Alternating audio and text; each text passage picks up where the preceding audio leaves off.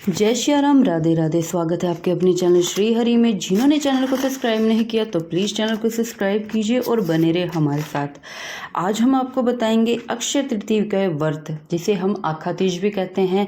ये व्रत क्यों करते हैं, किस तरह हमें ये व्रत करना चाहिए, क्या इसकी विधान है, क्या इसकी कथा है, ये पूरी जानकारी हम इस वीडियो के दौरान आपको देंगे। पुराणों के अनुसार इसी दिन से सतयुग और त्रेता युग का आरंभ हुआ था। विष्णु धर्मांतर पुराण में कहा गया है कि जो व्यक्ति एक भी अक्षय तृतीया का व्रत कर लेता है वह सभी तीर्थों का फल पा जाता है।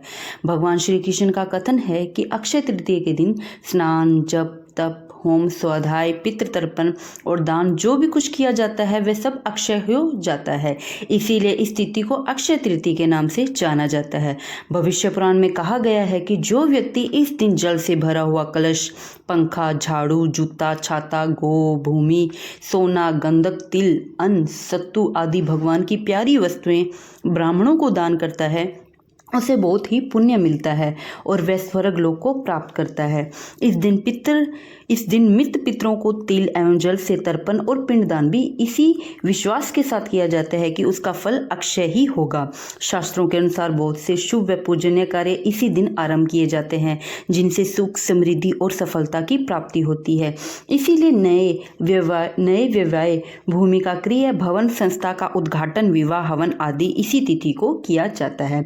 जो मनुष्य इस दिन गंगा स्नान करता है वह सब पापों से मुक्त हो जाता है। भगवान परशुराम का अवतरण भी इसी दिन होने के कारण उनकी जयंती भी इसी दिन मनाई जाती है। यदि यह व्रत सोमवार, रोहिणी, कृतिका नक्षत्र में युक्त हो तो अधिक फलदायक माना जाता है। भगवान बद्रीनाथ के पट द्वार भी इसी दिन खुलते हैं। शिव पुराण के अनुसार अक्षय तृतीया के दिन आलस्य त्याग कर जो कोई व्यक्ति इस जगदम्बा का व्रत को करता है उसे मालती, मलिका, जवां, चाप एवं कमल के कुसुमों से शिव सहित भगवती पार्वती की अर्चना करता है, वह मनुष्य करोड़ों जन्म के लिए हुए मन, वचन और शरीर के महापापों को नष्ट कर धर्म, अर्थ, काम और मोक्ष इन चारों पुरुषार्थों का लाभ प्राप्त करता है।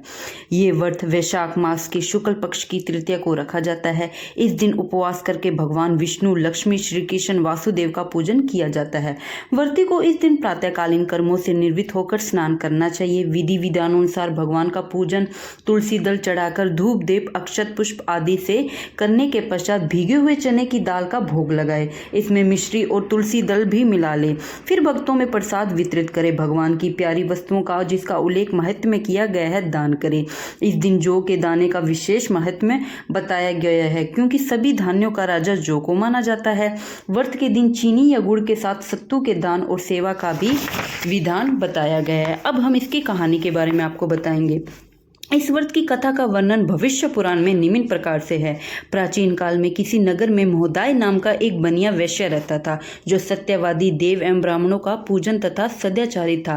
वह प्राय दुखी और चिंतित रहना करता था, क्योंकि उसका परिवार बहुत बड़ा था और आमदनी बहुत कम थी। एक दिन उसने रोहिणी नक्षत्र में वैशाख शुक्ल तृतीया का महत्व में सुना कि इस तिथि को जो कुछ भी दान किया जाता है उसका फल अक्षय ही हो जाता है। ये जानकर उसने गंगा स्नान किया और पितरों एवं देवताओं को तर्पण किया। फिर घर आकर देवी देवताओं का विधि पूर्वक पूजन किया। ब्राह्मणों को दान दक्षिणा के रूप में जौ, गेहूं, सत्तू, दही, दूध, गुड़, घड़ा, पंखा, सोना शक्ति अनुसार शुद्ध मन से प्रदान किया। यद्यपि उसकी पत्नी ने दान का विरोध भी किया, लेकिन वह धर्म कर्म से विमुख न हुआ। परिणाम यह हुआ कि वह दूसरे जन्म में कुशवातीपुरक नामक नगर का राजा बना और धन संपन्न हुआ। उसने संपन्नता के बल पर बड़े बड़े यज्ञ पूरे किए, गोदान, स्वर्ण दान किए, अपनी इच्छा अनुसार भोगों को भोगा, अनेक दिन दुखियों को दान देकर संतुष्ट किया। फिर भी उसका धन कभी समाप्त नहीं हुआ, क्योंकि उसके पास का धन अक्षय भंडार था। अक्षय तिथि को श्रद्धापूर्वक दान का यह सफल होता है, इसीलिए हिंदुओं में इस व्रत का बड़ा ही महत्व है। तो अगर आपको ये वीडियो अच्छी लगी तो हो सके तो जितना ये वीडियो को शेयर कीजिए और अक्षय तृतीया का व्रत करें, क्योंकि आज के टाइम में मतलब ये कलयुग का टाइम है। यहाँ पर मतलब जब तक आप भगवान का नाम जप नहीं करोगे तो आपको कोई फल नहीं मिलने वाला। अगर इस दुख भरे, संकट भरे जीवन से मुक्ति प्राप्त करना चाहते हो या कोई आपकी मनोकामना है तो अक्षय व्रत मतलब अक्षय तृतीया को ये व्रत जरूर करना चाहिए। जितनी मतलब आपके पास जितनी संभावना हो सके, आप किसी अगर आपके द्वार पर कोई आता है तो उसको भिक्षा जरूर दे, कुछ दान जरूर दे। जिससे कि आपका वो दान 100 गुना ज़्यादा मतलब हज़ारों गुना ज़्यादा बढ़े और आपके जितने भी कष्ट है वो सारे कष्ट दूर हो जाए। तो अक्षय तृतीया का व्रत जरूर करें। और एक बात और, अक्षय तृतीया को बाजरे के खिचड़ी बनाने का भी रिवाज होता है। आपके यहाँ होता है तो पता नहीं, और जिन लोगों के होता है उनको तो पता है इस दिन बाजरे का खिचड़ा बनाने का भी रिवाज होता है। तो अगर आप लोग बनाते हो तो कमेंट में ज़रूर बताएं, और जितना हो सके प्लीज़ सपोर्ट कीजिए, वीडियो को लाइक कीजिए और शेयर कीजिए। और हमें आपके लिए ऐसी ही अच्छी अच्छी कहानियाँ भगवान के द्वारा मतलब जो भी कथा होते हैं, किस दिन मनाते हैं, क्या है, पूरी जानकारी आपको देंगे। अगर आपको और भी कोई इन्फॉर्मेशन जानकारी चाहिए तो कमेंट बॉक्स पे कमेंट कीजिए, और प्लीज़ कुछ और नहीं कर सकते तो राधे राधे तो ज़रूर लिखें। बने रहे हमारे साथ। जय श्री राम, राधे राधे।